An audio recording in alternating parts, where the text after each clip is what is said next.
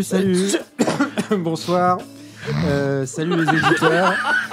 Salut les auditrices. Salut, c'est Horreur du dimanche. Le podcast des films qui font peur, le podcast des films glauques, des films un peu crado, des films qui font bader, des films qui font doumer. Le podcast de la frousse molle, le podcast du frisson mou. Bouh. Waouh. Quelle ambiance. J'aime bien la frousse molle. Quelle ambiance. On va essayer de... C'est un vrai celui-là. Le bruitage qui continue. On va essayer de s'amuser quand Mouche-toi, même. mouche-toi. Alors, croyez-le ou non, le karma peut-être, car le thème du jour c'est la maladie. J'ai écrit ces introductions atteint d'une forme de grippe qui m'a éclaté la tronche et m'a réduit à moins que moi-même, c'est-à-dire à pas grand-chose. Oui, vous le savez, ce genre de maladie qui ne s'attaque qu'aux gars virils, poilus, mascus, muscus, et sévèrement testostéroné, le genre de gars qui fait des pompes une fois tous les 6 mois, et le genre de gars terrassé par un nez bouché. Bref, j'ai souffert, mais ne vous inquiétez pas, je vais bien, je remonte la pente, je vais mieux. Bon alors, en préambule, et avant que mes propos ne frisent l'indécence et atteignent la sensibilité des vrais malades qui nous écoutent, salut, je tiens à préciser que la maladie, je connais, car déjà, je sors d'une expérience absolument traumatisante, sans en faire trop, et surtout, je fréquente au quotidien dans mon environnement professionnel des gens malades. Ouais. Outre l'expérience physique charnelle désagréable, l'angoisse absolue, l'attente anxieuse, les locaux vétustes années 70 des CHU, de quoi faire déjà masse de films d'horreur, être malade, c'est aussi un statut, une manière d'exister et d'être vu au travers du regard, des autres.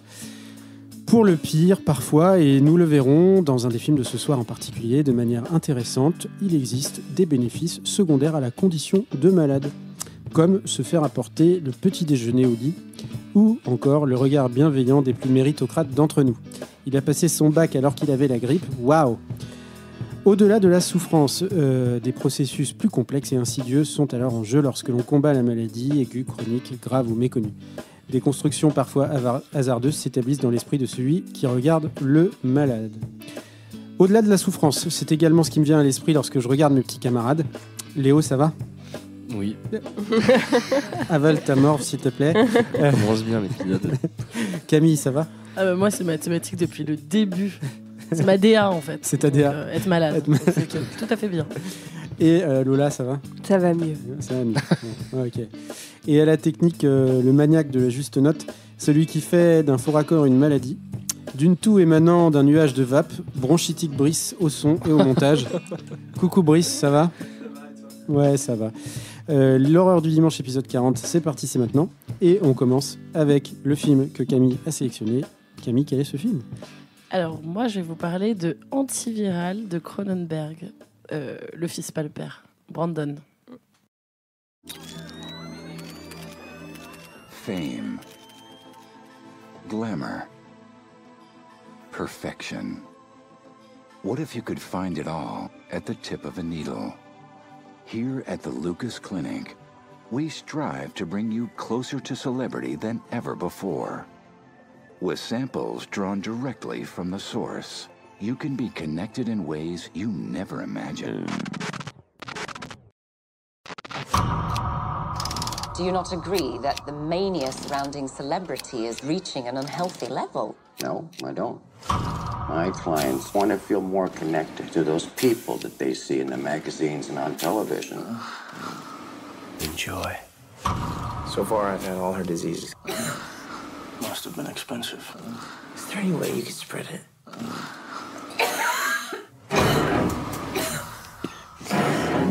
What happened to Anna Geist?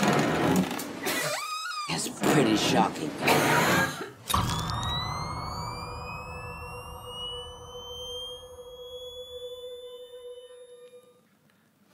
Waouh! Un bel extrait pour une fois. Ouais. Une bande-annonce. Bravo la bande-annonce. Le début, c'est dans le film, le début de la bande-annonce? Ah oui, c'est le tout début du film. Ah, c'est le tout début, ok. C'est la pub qui est projetée. Ah oui, Ah, ok. Qui résume le film et qui en fait le rend heureusement un peu plus lisible parce que sinon on comprend pas grand-chose. On comprend pas grand-chose. Donc, comme je le disais, c'est un film de Brandon Cronenberg. C'est même son premier film. Brandon Cronenberg, dont on avait parlé. Je ris toute seule. Rien ne peut me rire. Ça y est. Brandon Cronenberg, dont on avait parlé pour Infinity Pool. Ah, mais oui. Déjà. Oui. Et donc là, c'est un premier film sorti en 2012. C'est assez impressionnant, moi, je trouve, comme objet pour un premier film. Et je pense que je vais commencer, pour résumer le film et le rendre un tout petit peu plus intelligible, par rapporter les propos de Cronenberg, Brandon, donc le BI. Cronenberg, le fils. Lors d'une interview qu'il a donnée pour expliquer son film. Ça nous permettra, je pense, de poser un petit peu son intention et les résumés du film, qui n'est pas très simple à comprendre en vrai. Ouais. Même s'il repose sur un pitch intéressant. Donc en gros, Brandon Cronenberg, il explique qu'en 2004, il a l'idée de ce film-là, parce qu'il tombe malade assez, pas gravement, mais d'une grippe qui le cloue au lit pendant une dizaine de jours. Ce fameux V grippal dont on parle actuellement en boucle. Et donc il tombe malade et en fait ça devient un peu obsédant pour lui, l'idée de la physicalité de la maladie, c'est-à-dire cette espèce d'œil chaud là qu'on a quand on est malade, c'est aussi cette impression qu'on ne s'en sortira jamais alors qu'on sait que c'est une saloperie de grippe, mais que ça va durer 10 jours, mais pourtant au moment où on y est, on est vraiment plongé dedans, les draps tout mouillés et puis le rapport au monde est difficile. Enfin bref. Donc il devient obsédé par toutes ces questions-là. Et il se dit aussi que une chose intéressante, c'est qu'en fait, ce virus, cette grippe, elle vient d'abord de quelqu'un d'autre. Donc c'est comme s'il se sentait pénétré par le virus de l'autre. Et donc il dit, moi je trouve que c'est intéressant comme idée, si on voit ça sous ce prisme-là.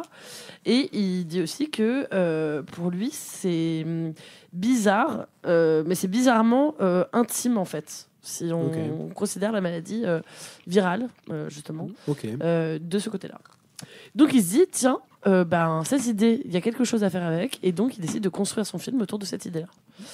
Et c'est ce qui va donner Antiviral. Antiviral parle d'une société qui est assez proche de la nôtre, dans laquelle il y a des cliniques qui sont spécialisées dans le fait, non pas de faire juste ressembler, de vous faire ressembler à votre star préférée avec des injections d'acide hyaluronique, mais en fait qui proposent de se rapprocher encore plus des stars en se faisant inoculer leur propre virus. Et donc ça crée un lien, ça créerait une espèce de point commun intime avec la star en question, d'avoir son herpès qui donne l'impression d'avoir été embrassé par elle, ou d'avoir la maladie qui l'a tué pour se rapprocher presque dans un rapport extatique de sa star préférée. Et donc, dans cette société-là, nous, on va rencontrer un personnage qui s'appelle Sid Marsh, qui est joué par le génial Caleb Landry Jones, qui est vraiment la révélation du film. Extrêmement beau. Ah ouais, incroyable. Et donc, Sid Marsh, il est employé dans cette clinique. Mais à côté de ça, évidemment, il a sa propre activité de revente au marché noir des maladies qui sont inoculées dans son entreprise le jour, et que la nuit il récupère, il s'inocule, il porte sur lui, véritablement en lui, et il remet dans une machine avant de les revendre au marché noir. Ouais. Un type qui vend de la viande faite à base de... Oui, alors c'est là où le film porte tous les stigmates du premier film, on peut dire, dans le sens où il a voulu en mettre beaucoup. Parce que le pitch de départ est assez génial. Ouais. Cette histoire-là de maladie qui serait en fait un rapport répulsion-érotisation, machin, et d'obsession absolue. Mais il y a effectivement un scénario qui après se perd un peu, parce qu'on passe pas mal par l'enquête, en fait, le film noir, l'espèce de polar. Il y a tout un rapport effectivement sur le marché noir. Bon, ça ressemble presque à un film de gangster. un peu moins intéressant, avec effectivement plein de trucs bizarroïdes, genre de la viande cultivée à la base de cellules souches de stars, qui ressemble à du saindoux, un peu, ou des tripes ou je sais pas quoi, et qui est revendu du sétan. Oui. Du sétan. C'est vegan. La meuf, Voilà, bon, chacun y verra ce qu'il veut. Hein, c'est comme le 19e bio, c'est bon. Quoi. C'est comme les nuages. Et donc, là, j'avoue que moi, on m'a un peu perdu et je comprenais rien. Donc c'est pas très lisible l'intrigue. Le polar, ouais. Après, ce qu'il faut retenir, c'est que donc Sid Marsh, en fait, tout commence à dérailler au moment où il s'inocule la maladie de la plus grande star de la planète, apparemment, qui s'appelle Anna Geist, qui est une très jolie pin-up blonde. Et il s'inocule sa maladie. Et en fait, on comprend qu'il y a un truc d'obsession totale vis-à-vis d'elle. Où il a envie de ressentir la même chose qu'elle, et en même temps il essaye de trouver un antidote, parce que c'est ça le but du film, c'est de trouver un antidote pour c'est une maladie mortelle. Soigner Anna Geist et se soigner soi-même. Bon, moi je trouve que c'est pas le plus intéressant du film. Le plus intéressant du film, c'est vraiment cet acteur, là, Caleb Landry Jones, qui apparemment avait déjà joué dans X-Men. Moi je me souviens pas. Ah ouais. Ouais. Ok. Il jouait peut-être un personnage secondaire. First class, oui, je sais pas, oui, ça doit être un mec qui passe derrière avec des bouquins dans le couloir, mais je ne sais pas. Bon, apparemment.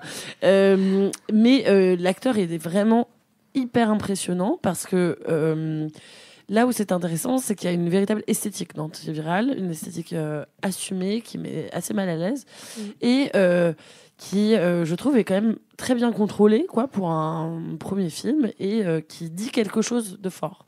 En gros, on est sur du blanc clinique. On a toujours l'impression d'être éclairé au néon blanc. Et en même temps, il y a du rouge qui apparaît comme ça. Beaucoup de sang, évidemment, qui se montre sur ces surfaces blanches, et la rousseur aussi de Caleb Landry Jones, avec sous ces petites taches, toutes ces veines, parce qu'il a une peau de roux, et donc toutes ces veines qui se voient et qui transparaissent, tous ces yeux qui sont très très noirs par rapport à sa blancheur, son visage qui est angélique et qui en même temps devient très terrifiant, je trouve, à plein de moments. Il y a un vrai travail sur cette esthétique. En fait, on sent que c'est ça qu'il aime faire, je trouve, plutôt que de filmer une histoire, quoi. Ça l'intéresse pas trop. Et c'est là où le film est intéressant aussi, parce que je trouve qu'il y a beaucoup de points communs. Il y a beaucoup de séquences où on dirait en fait de la performance artistique, d'art contemporain. On est plus proche de ça que du film un peu plus classique. Qui raconte une histoire. Il y a une ambiance, quoi, une musique, un truc très fort là-dessus. Et je voulais rappeler parce que l'image, donc c'est Karim Hussein qui fait ça. Et c'est une très belle image. Mais en gros, Brandon Cronenberg, il explique que lui, ce qui l'intéressait, c'était de faire une satire de la société plutôt qu'une prophétie ou un film SF qui annoncerait un futur à venir. Lui, il veut faire une satire de la société du spectacle et de la société de la célébrité dans laquelle on vit.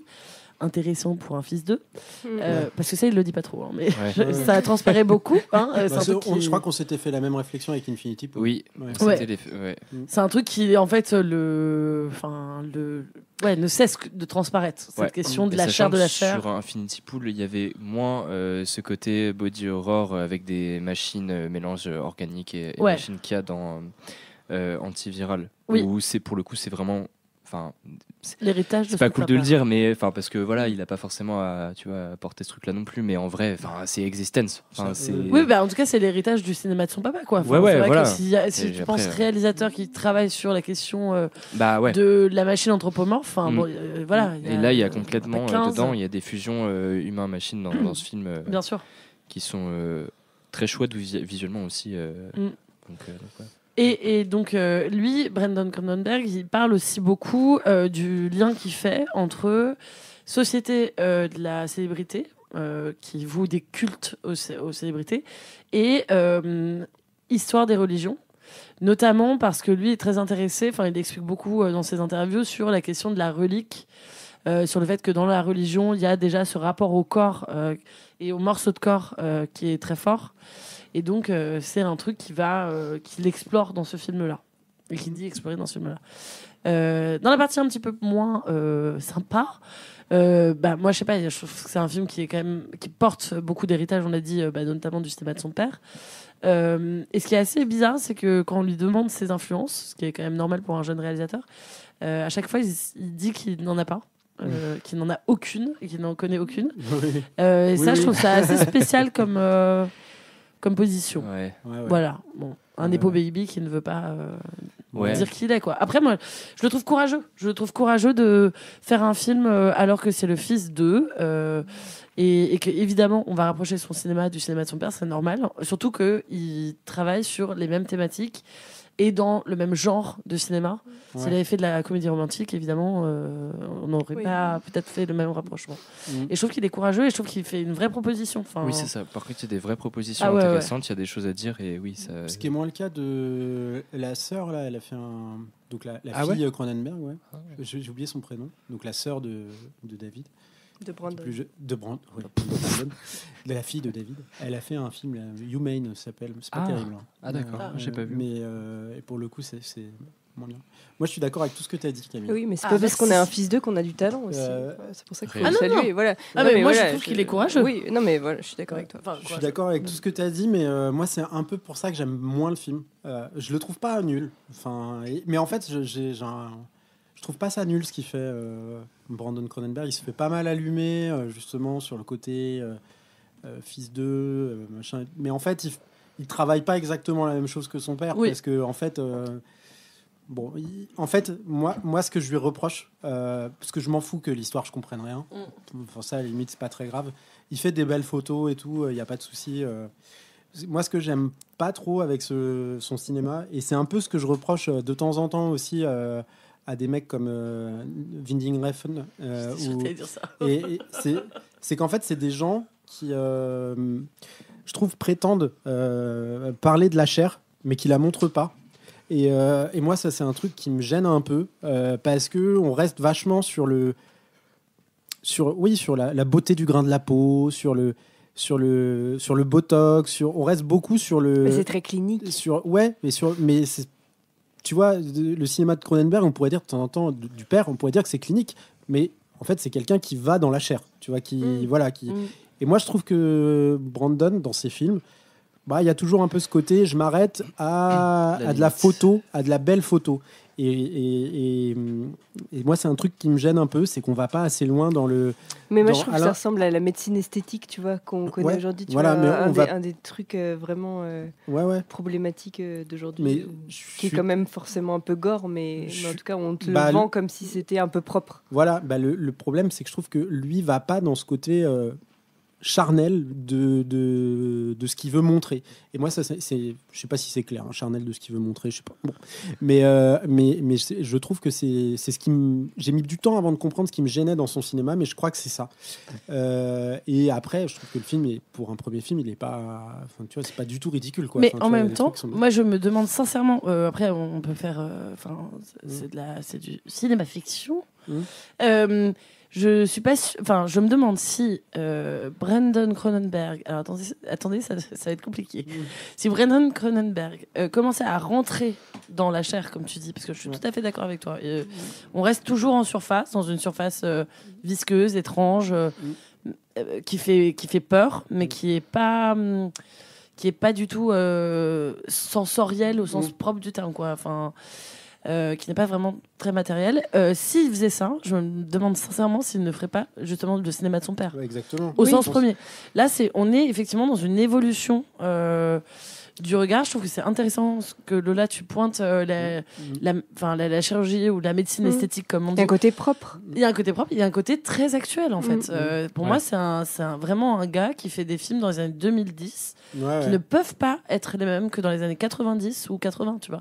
Ça n'aurait pas de sens, en fait. Là, il y a par exemple, il rejette toute la psychologie des personnages. Ces personnages, on ne sait pas ce qu'ils pensent, on s'en fout, peu importe. On est juste très intéressé par le fait que l'acteur, il se déplace de façon étrange, il a des... Tu vois, il y a des scènes incroyables de body. Moi, je me souviens que Infinity Pool vous avez pas forcément plu. Mais en y repensant, finalement, moi je me suis dit que j'aimais beaucoup après, j'ai pas vu Possessor. Il a fait 3 films, hein, je me trompe pas. Donc j'en ai vu 2 sur 3. Mais en fait, moi je trouve ça vraiment très bien et j'aime bien ce côté qui est peut-être plus de son époque, il y a un côté très clinique, très hôpital, mais comme nous, en tant que patients, finalement, patients pas graves, on peut percevoir. Voilà, évidemment, on n'est pas médecin, on n'est pas chirurgien, on va pas dans les tripes.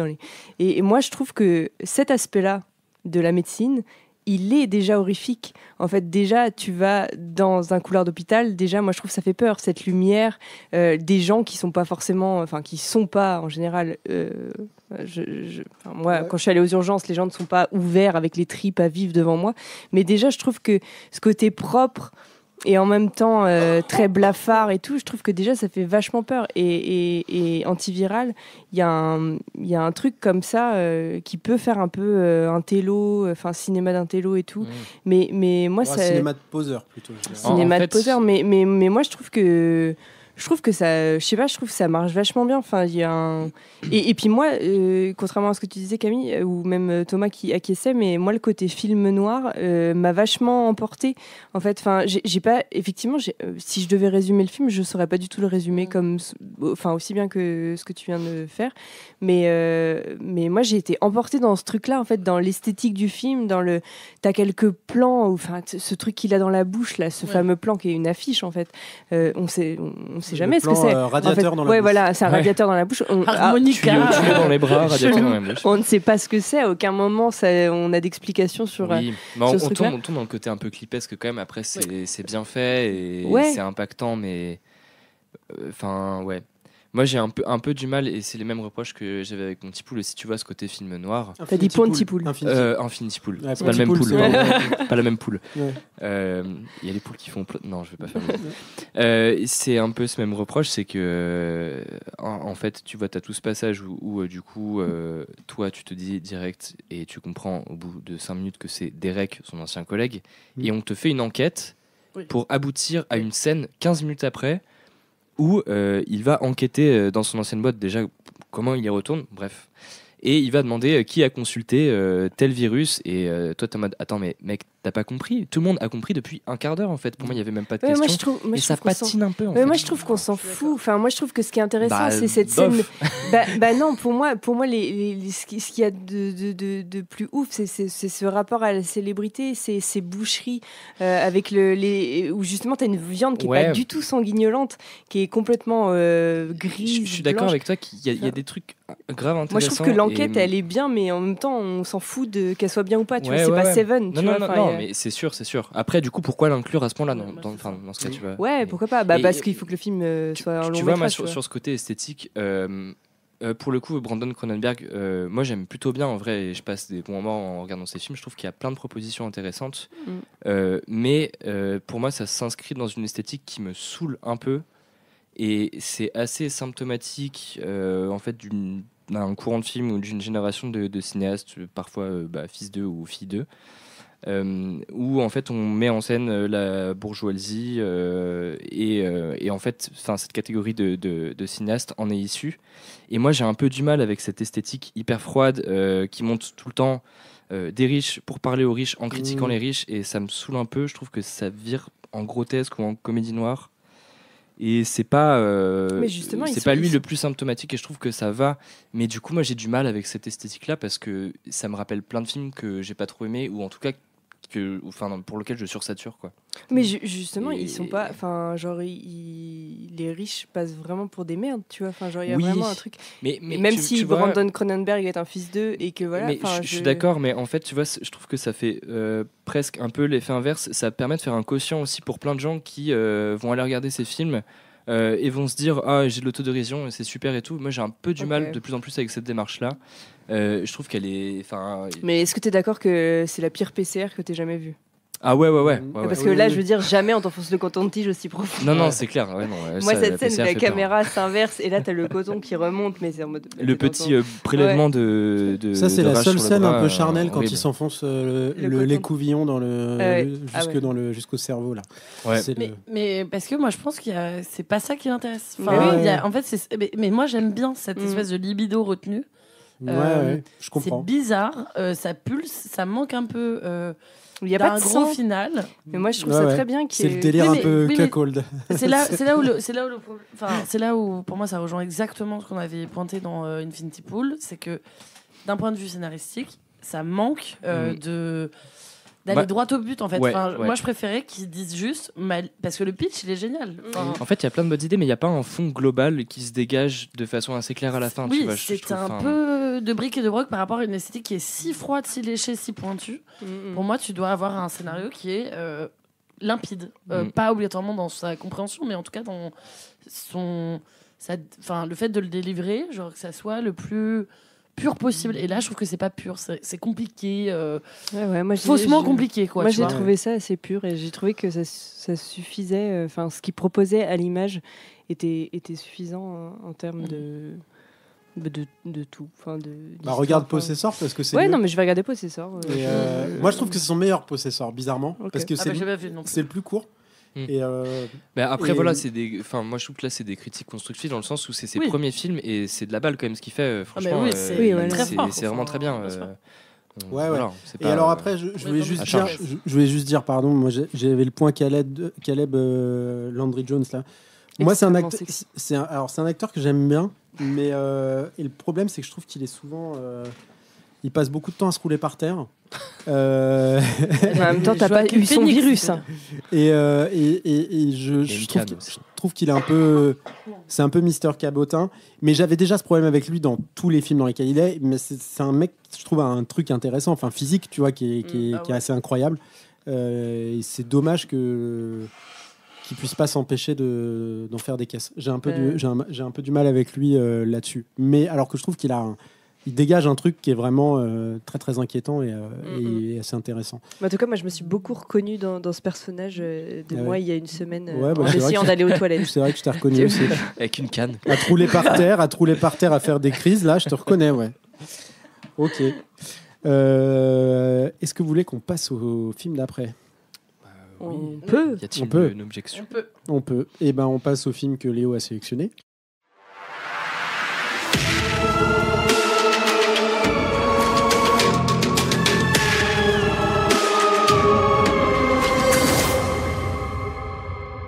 Et alors là, je peux le demander, Léo, quel est ce film ? Eh bien, j'ai choisi de vous parler de Sainte Maud. Bymhlentyn, mae'r awr yn nesau. Yn fuan fe fyddwn ymuno ar coflediad mawr. Rwyt ti'n gwybod ers amser mae gêm yn unig yw'r byd hon. Dy fywyd, plentyndod, mam, dad. Roeddet ti'n medru teimlo fod yna rhywbeth mwy. A'r cyfan ar y munud oedd cael ei gyffwrdd. Rydw i'n falch dy fod wedi dod mor bell. Rydw i'n falch ohono ti. Derbyn y prawf ola yma, ac fe fyddwn yn wir gyda'n gilydd. How will I know what to do? Ti wastad wedi gwybod.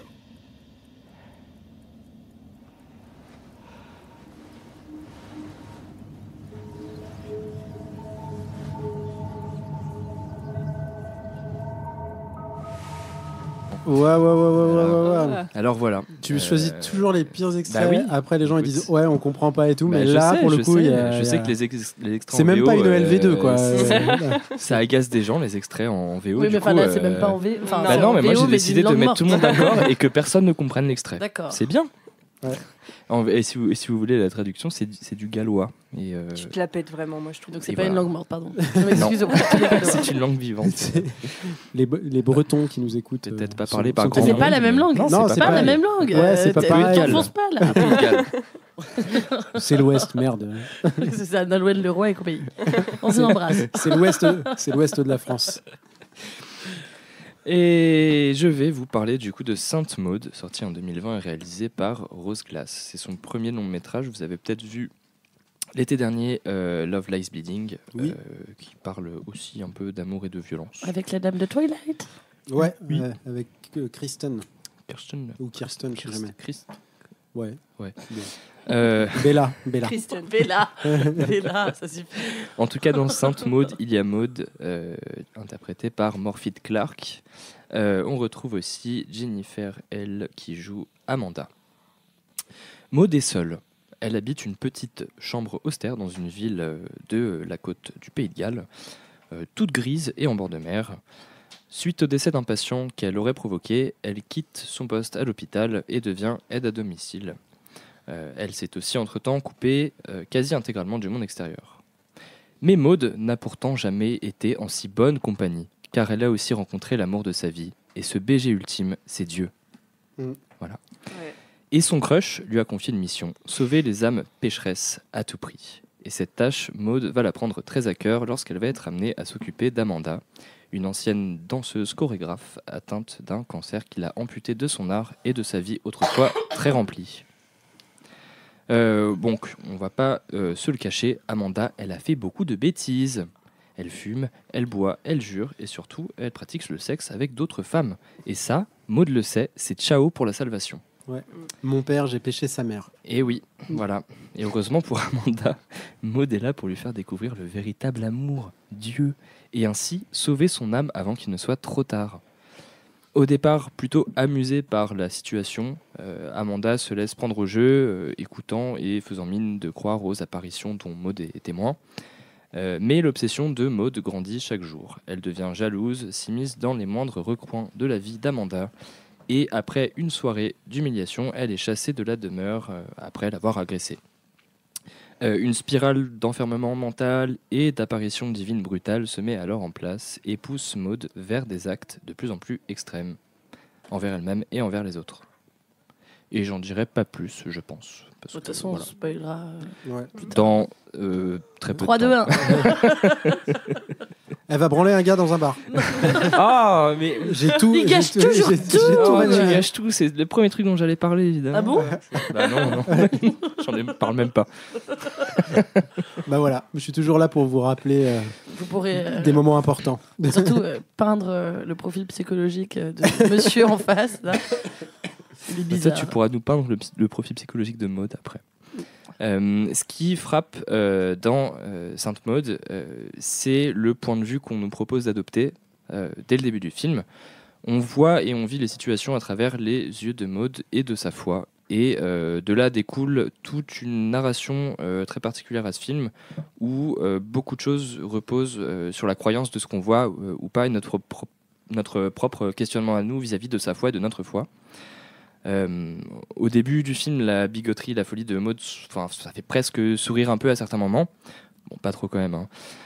Et à l'inverse, certaines scènes vécues à travers son ressenti personnel à elle sont extrêmement violentes, alors que si on prend un peu de recul et qu'on se met une place extérieure, peut-être pas tant que ça. Je pense notamment à la scène de la soirée chez Amanda, où elle est déguisée en nonne et malmenée. C'est extrêmement violent, d'autant plus parce que c'est vécu à travers son ressenti à elle, et ça nous met vraiment à la place de ce qu'elle vit à ce moment-là. Et j'avais dit, attention à pas mettre trop de spoil, enfin pas trop spoiler, mais bon voilà. Tout se construit en opposition. Donc, en opposition à la mort qu'elle aurait provoquée, elle sauvera maintenant des âmes en péril. En opposition à la médecine moderne qui l'a trahie, elle sera désormais guidée directement par Dieu dans sa mission. Et en opposition au péché d'Amanda, Maud sera pieuse et se punira elle-même pour faire pénitence. Sa réalité se tord aux manifestations divines que Maud expérience tout au long du film. Les signes et les symboles sont partout, comme le mal qui ronge Amanda et le monde qui l'entoure. Et plus Maud enfouit des pans de sa vie entière dans sa foi aveugle, plus les contours du réel s'effacent. Traumatisme de la mort, culpabilité, sexualité refoulée, tout y passe et tout est noyé par la religion.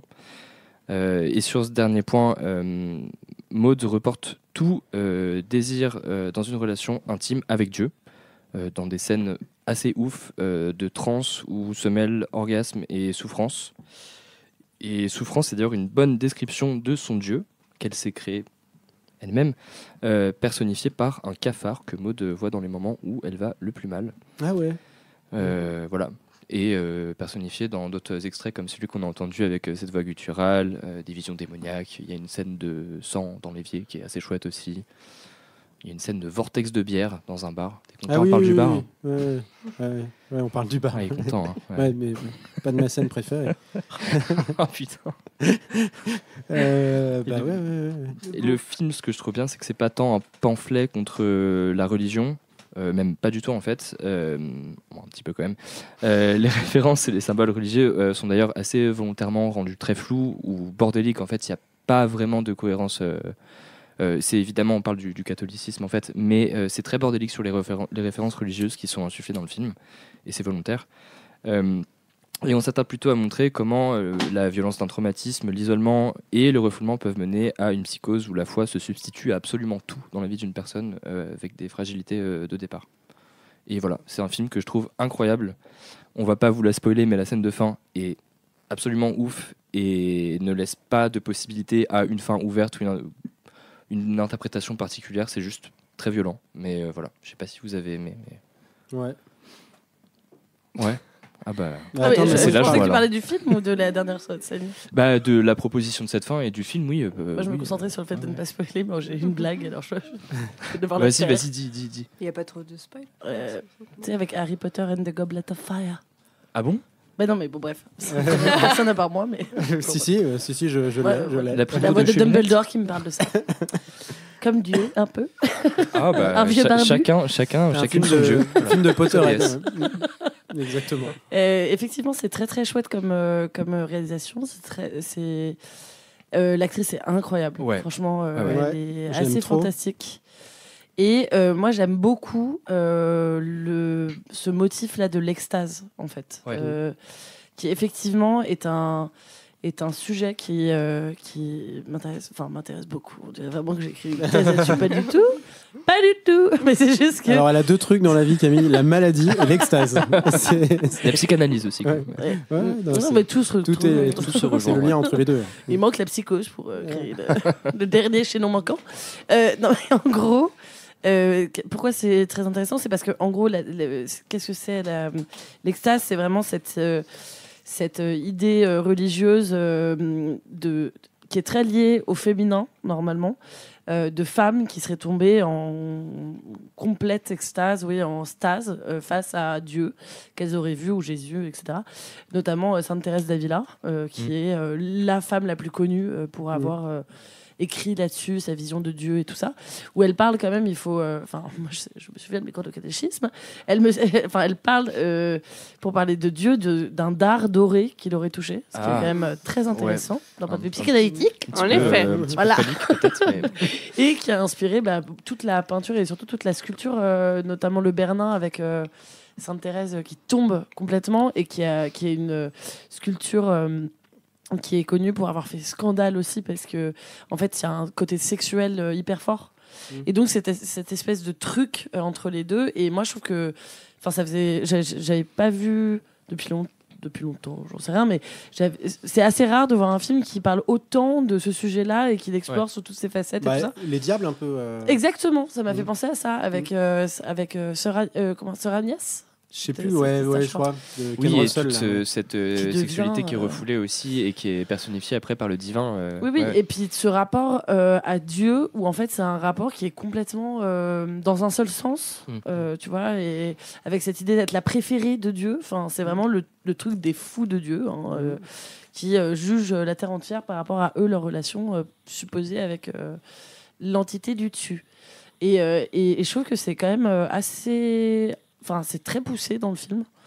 Ça, comme tu le disais, ça ne condamne pas la bigoterie tout simplement. Ça montre à quel point dans la religion, en fait, se calent beaucoup de questions liées à la maladie mentale notamment, parce qu'il y a des scènes où effectivement ça ressemble à des exorcismes, ça ressemble à des crises d'épilepsie aussi beaucoup. Oui, et vu que nous on n'a pas, en tout cas pendant l'intégralité du film jusqu'à la fin, une vision extérieure à ce qui se passe, nous on le voit comme à un moment où elle est en apesanteur dans la pièce, elle est en pleine transe, et alors qu'en fait elle est sûrement en train de convulser au sol, et plein d'extraits comme ça aussi, quoi. C'est ça. Amanda qui se transforme en démon littéralement à la fin parce que c'est trop violent d'accepter que c'est elle qui est malade en fait, et du coup son cerveau crée une hallucination pour la transformer littéralement en démon. Donc, Et franchement c'est très pour le coup c'est très très bien écrit, quoi. Je trouve ça assez incroyable. C'est bien ce qu'a fait Rose Glass. Moi j'aime encore plus son nouveau film Love Lies Bleeding aussi, c'est assez différent, mais Sainte Maud, c'est un film que j'avais vachement attendu et j'avais été hyper content de le voir, et pas déçu. Moi j'aime bien, c'est un peu ma came.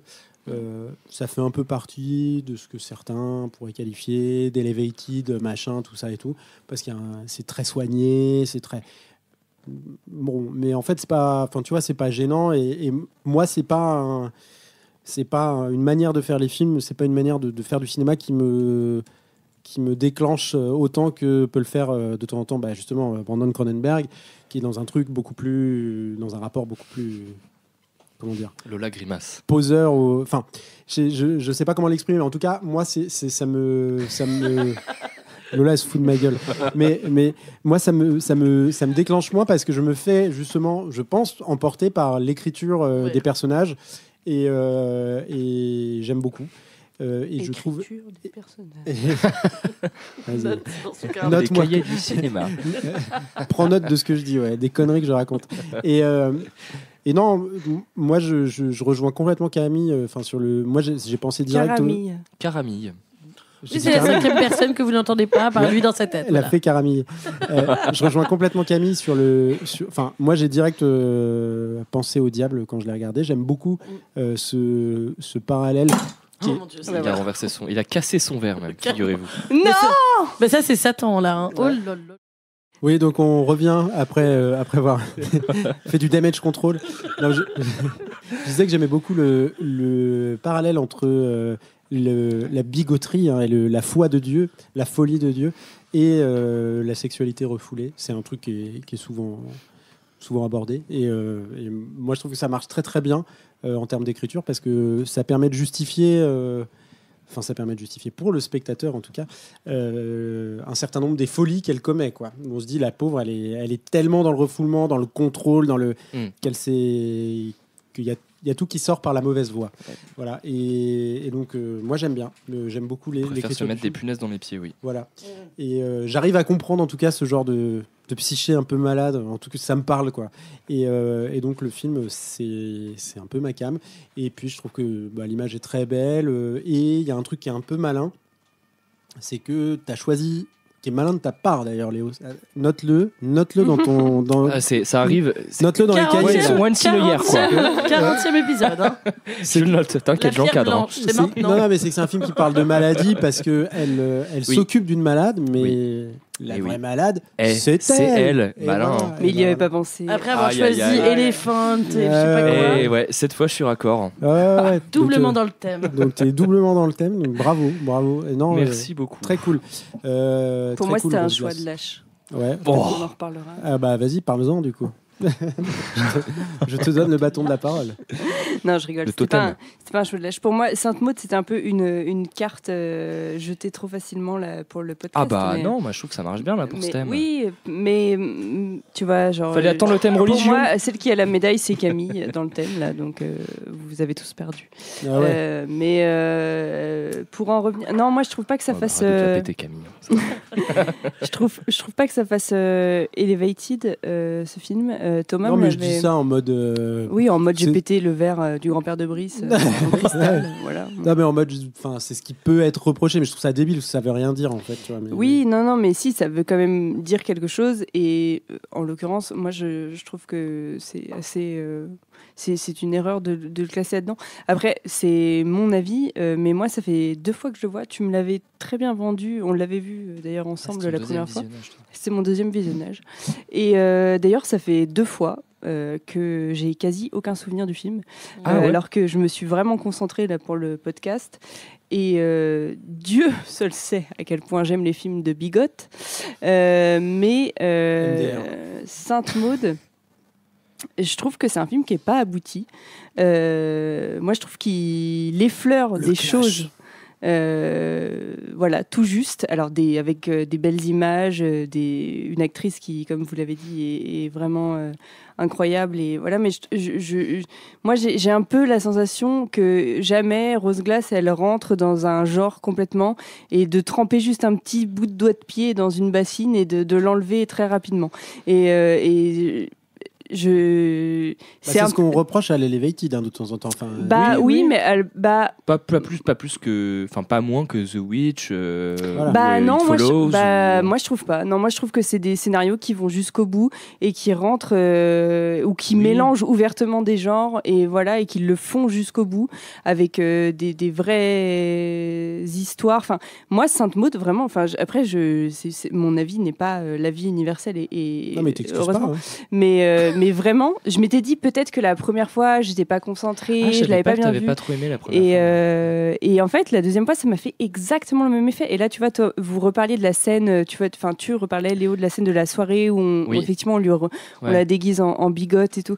Et tu vois, j'avais oublié. Alors que vraiment, j'étais très concentrée quand je l'ai regardé la deuxième fois. Ça m'a mis très mal. Moi, je parlais pas de cette scène-là. Et oui, non, mais toi, je sais, mais genre, je reparlerai pas. Arrêtez-le. Mais vraiment, moi, je trouve que on dirait qu'elle a peur d'aller là où elle veut aller complètement, alors que son thème, il est hyper intéressant et que son approche est très intéressante aussi. Mais on dirait que genre, je sais pas si c'est un truc de budget, un truc ou de choix artistique, mais moi, ça me dérange. J'ai l'impression que genre vas-y quoi, enfin va au bout de ton truc. C'est marrant parce que ça me dérange. J'ai pas du tout ressenti ça. Moi, pour moi, j'ai l'impression qu'elle va jusqu'au bout parce qu'elle propose une fin qui est assez radicale en fait. Mais moi, je la trouve nulle à chier. Ouais. Mais alors vraiment la fin, pour moi, c'est une erreur de fin. Enfin pour moi, c'est le film, il est bien et la fin, vraiment, t'es en mode oh putain meuf, t'es sérieuse, enfin genre. Mais voilà. Ok, c'est marrant, c'est un avis que je pourrais avoir sur certains trucs dont on a parlé, enfin que j'ai déjà eu. Et qui non mais là j'ai pas ce grief contre le film mais c'est vrai que c'est pas un film radical non mais c'est clair bon tu me disais ne comparons pas tout et n'importe quoi mais les diables dont on parlait tout à l'heure est beaucoup plus radical ça n'a rien à voir te marque beaucoup plus. C'est vrai que je suis assez d'accord avec Lola sur en tout cas le rapport à la mémoire. Moi c'est un film qui c'est un film qui est dans l'air de son temps et qui est pas qui ressemble un peu à A24 voilà c'est exactement c'est ce que je voulais dire par elevated machin, appeler ça comme on veut, on peut appeler ça A24 Core, tu vois. Attendez, il se prépare à m'éternuer dessus. Léo est full dans le thème. Hein. Il s'est inoculé le virus de ses célébrités préférées, à savoir moi. Massimo Garcia. Julia Ducournau a eu une non, j'arrête, c'est la blague. Il a l'air triste. Mais surtout, ça va bien avec le film dont on va parler dans 2 secondes. Vous êtes bizarre, monsieur. Avec Julia Ducournau, faut arrêter maintenant. Eh bien, c'est une perche que tu me tends. C'est une transition toute trouvée pour parler du film que j'ai sélectionné pendant que Léo s'étouffe dans sa morve. Je vais vous parler. Non, il y a la musique. Ah ouais, il y a la musique. Putain, 2 fois, quoi.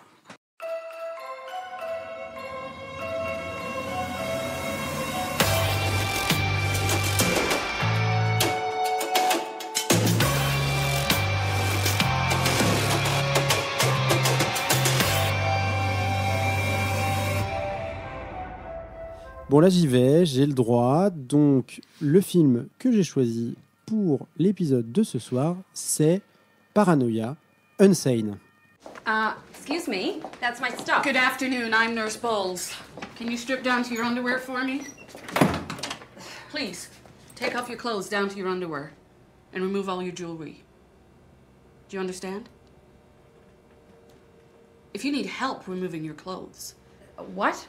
To check for identifying marks. Scars, birthmarks, moles. It's to protect you, the other patients, and the hospital. Look, I'm not sure what's happening here. The nursing assessment includes a head-to-toe skin examination. It's a hospital-wide policy. There's nothing invasive about it. Look, I have to go. I'm going to be late for work, so. The door's locked. For your privacy, I need you to take off your clothes down to your underwear and remove all your jewelry. There's nothing wrong with me. I just needed to talk to someone, and the counselor said that I... Did she tell you to do this? Miss Valentini, are you refusing to cooperate? Eh oui, Miss Valentini, refusez-vous de coopérer? L'angoisse. Je traduis pour... parce que j'ai pas trouvé la scène. Tu refais tout la scène en VF. Donc, Unsane. Paranoia, Unsane, je dirais Unsane désormais, parce que je trouve que le titre original est bien meilleur que le titre français. Alors, pour commencer, je dois expliquer quand même mon rapport à Steven Soderbergh, qui, je crois, est un des réalisateurs vivants que j'admire le plus, alors que petit 1, je suis très loin d'avoir vu l'intégralité de sa filmo, et petit 2, je suis loin d'avoir adoré tout ce que j'ai vu de lui, mais bon, j'aime bien quand même. Mais alors, pourquoi ? Eh bien, Steven Soderbergh est certainement l'un des cinéastes ayant le plus exploré le cinéma dans sa diversité de formes et de genres. Et puis surtout, Steven, c'est l'une des voix anti-système les plus fortes. Plan durable, caméra épaule, lumière naturelle, montage ciselé qui évacue les jalons, les scènes obligatoires du cinéma narratif conventionnel, au profit d'une capture, lâchons le mot, d'une capture organique de ces personnages. Il est totalement affranchi des contraintes didactiques et scénaristiques propres au cinéma populaire. Un cinéma qui est donc quasiment expérimental dans sa forme. Mais c'est également Steven Soderbergh, le cinéaste, qui fait la place aux prolétaires. En témoigne Logan Lucky, en témoigne la mise en avant des travailleurs du sexe dans Girlfriend Experience ou encore dans Magic Mike. Un cinéaste qui écarte le manichéisme au profit de l'ambivalence. Bref, c'est un type que je trouve passionnant. Steven ne recule devant rien ni personne. Une carrière qui débute en 89 avec le brillant Sex, Lies and Videotape et maintenant forte d'une trentaine de longs métrages. Unsane, c'est autour du 25e et ça sort en 2018.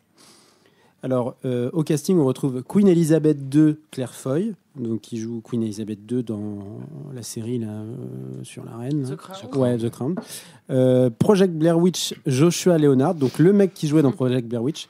Juno Temple et même un Matt Damon qui est utilisé à contre-courant, c'est-à-dire comme un personnage secondaire. Alors, Unsane, qu'est-ce que c'est ? Qu'est-ce que ça raconte ? Eh bien, ça raconte le quotidien tourmenté de Sawyer Valentini, jeune femme d'une trentaine, ou un peu moins. Enfin, je sais pas, j'ai un peu le syndrome du gars qui a dépassé la trentaine et qui voit que des trentenaires autour de lui, parce qu'il n'assume pas.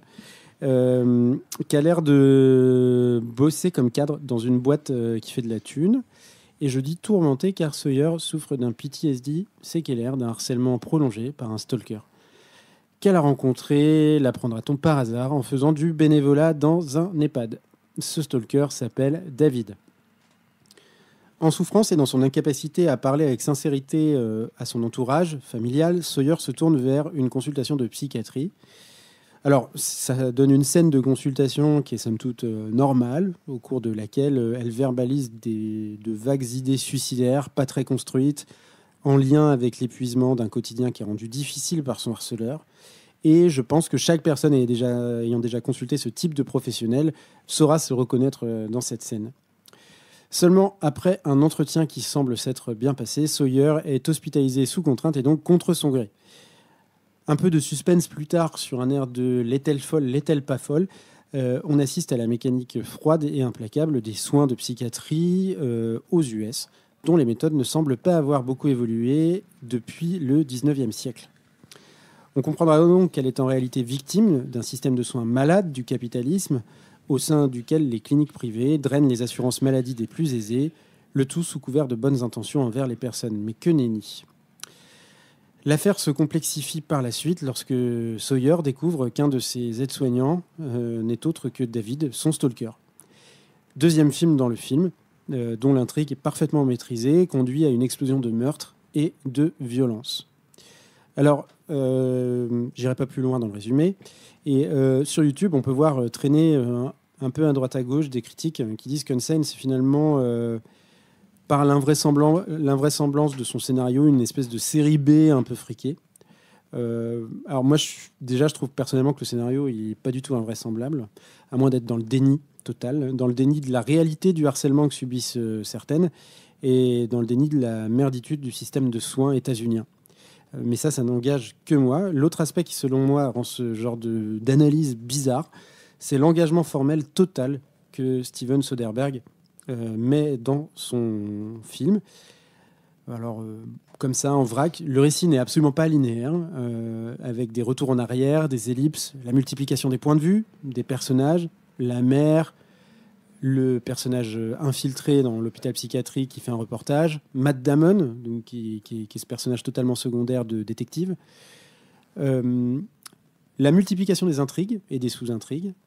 Il y a également un sens très aigu de la temporalité du récit, avec une action qui se déroule sur une semaine, mais avec des périodes où le temps se dilate et où se contracte. Et puis, je dirais enfin que le film échappe à un bon nombre de scènes, je l'ai déjà dit, obligatoires du film d'hôpital psychiatrique, avec même une espèce de travestissement, parodie de la fameuse scène d'électrochoc, d'électroconvulsivothérapie, là où on met les électrodes sur le cerveau. Et puis, j'ai été très long, il faut bien l'avouer, mais la photographie est impeccable, avec une grande maîtrise de la lumière pour un film intégralement tourné avec un iPhone 7, ce qui donne ce que je qualifierais de supplément de réel au film. Et pourquoi tourner à l'iPhone ? Eh bien, je vous renvoie au titre et à l'intrigue du film. N'importe qui peut filmer n'importe quoi avec n'importe quel téléphone, donc n'importe qui peut être un stalker. Et donc, ce truc de petit malin qui peut avoir tendance à me gonfler de temps en temps, eh bien, là, je trouve que ça a du sens. Tourner à l'iPhone, ok. Unsane est donc traduit en français par paranoïa et par dérangé en québécois, ce qui est quand même bien mieux, parce que qui est le dérangé. Voilà. Oh, j'ai essayé de terminer sur un bon mot, mais ça vous a endormi, je vous ai anesthésié complètement. Ouais, là, on est à l'HP, là. Ouais. Non, mais je sais pas, ça vous a plu ? Moi, j'adore. Enfin, je trouve ça assez brillant. Oui. Okay, comme après un électrochoc. Non, c'était surprenant. Je savais pas que c'était filmé à l'iPhone, donc c'est très intéressant de l'apprendre. Ouais, tu m'as dit les blancs sont cramés. Oui, moi j'étais en mode oh la relou quoi. Pas hyper maîtrisé. Moi, je trouve pas ça très beau. Après, le côté, là, quand on parle, le côté, l'approche documentaire, ça a beaucoup plus de sens. Et du coup, pourquoi pas. Ce qui est très réussi, je trouve, c'est cette angoisse qu'on a quand elle va juste chez le psy parce qu'on lui a conseillé d'y aller, c'est de par son travail, je crois. Non, c'est sur Internet quand elle a un rapport bizarre avec un mec là. Oui, il y a un truc là, enfin, je sais pas, le montage est fait. Moi, ça m'a un peu fait bugger, mais elle est au taf, elle aime pas son taf, elle appelle sa mère, elle lui dit pas tout, et puis d'un seul coup, elle se retrouve chez le psy à dire qu'elle a vécu telle chose et qu'elle va pas très bien. Et il y a ce truc qui est très bien fait, qui, je trouve qu'on a un peu dans toutes les institutions dans lesquelles on va, que ce soit, je sais pas, au commissariat, aux urgences, voilà, où en fait on a cette peur de jamais en ressortir, que d'un seul coup, soit on a fait quelque chose de pas bien et on va être enfermé, soit on a un truc très grave et on va être enfermé, et en fait ça c'est vachement bien fait, et c'est ce cauchemar qui nous semble complètement invraisemblable et qui normalement n'arrive pas, mais vraiment qui là arrive, où on lui dit bah non, en fait vous avez signé, vous allez rester là.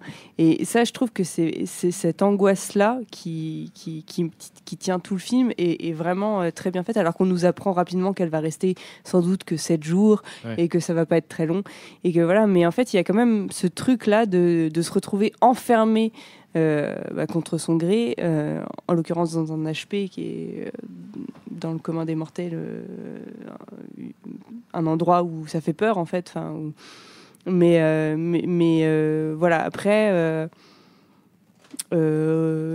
pareil, je sais pas si j'aurais tellement de souvenirs de ce film, mais on parlait de Vol au-dessus d'un nid de coucou en off, que je trouve beaucoup plus réussi en termes de folie, mais là ça parle pas de la même chose, donc c'est pas, voilà, comme tu disais Camille, on peut pas comparer tout et n'importe quoi, mais c'est surtout que c'est vrai, quand tu te retrouves en hôpital psychiatrique, t'as vite tendance à te rappeler des classiques comme ça. Ouais, mais c'est surtout qu'ils chantent tous les trucs.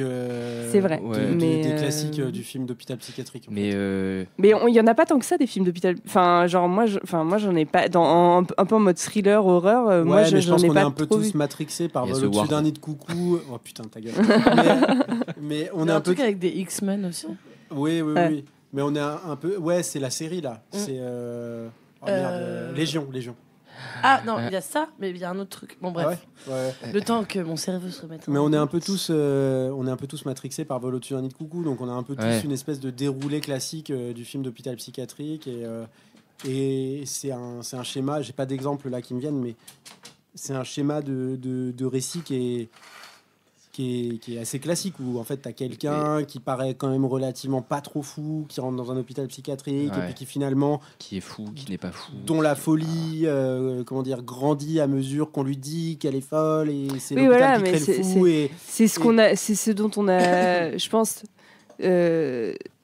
tous et toute peur, tu vois. Enfin, il y a un truc de ben non, je suis pas fou, enfin je suis pas folle, laissez-moi sortir. Et en fait est-ce qu'on n'est pas tout... Ouais, mais ce que je trouve ouf dans le film, c'est que le film, en fait, il parle pas vraiment de ça. Et en fait, il va réussir... Soderbergh, il fait un film sur autre chose, en fait. Il va faire un film sur... il va faire le film avec l'intrigue autour du stalker. Il va faire l'intrigue autour de l'arnaque financière. Ouais, mais alors ça c'est vachement bien. Et par contre, le thème du stalker, moi, je trouve ça vraiment pas très bien. Ah ouais après, le seul truc qui est un peu réussi, c'est qu'on se dit, elle est folle au début, elle pense voir son stalker alors qu'il est pas là, et en fait il est vraiment là. Mais spoiler, désolé. Mais ça, moi je trouve pas ça. C'est juste qu'après ça amène de l'intrigue, de l'action et des péripéties dans le film. Mais ça c'est pas hyper bien amené, je trouve. Alors que par contre, oui, l'histoire de la fraude à l'assurance, ça c'est très intéressant. Ouais.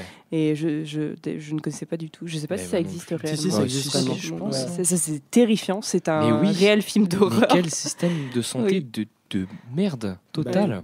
Ça c'est vraiment atroce. Vraiment, ça c'est. Mais je suis assez d'accord. Moi j'aimais beaucoup cette intrigue et au début ça l'a supplanté plus, parce qu'en plus après tu découvres aussi qu'il y a la personne qui l'aide en fait est journaliste et infiltrée pour dénoncer ces méthodes. Et après moi sur l'aspect esthétique, j'ai vraiment bien aimé, parce que c'est très dérangeant en fait. Tu regardes un film, t'as l'impression, en plus il est sorti quand 2018. En 2018, t'as l'impression de mater une espèce de docu des TV des années 2000, quoi, tu vois.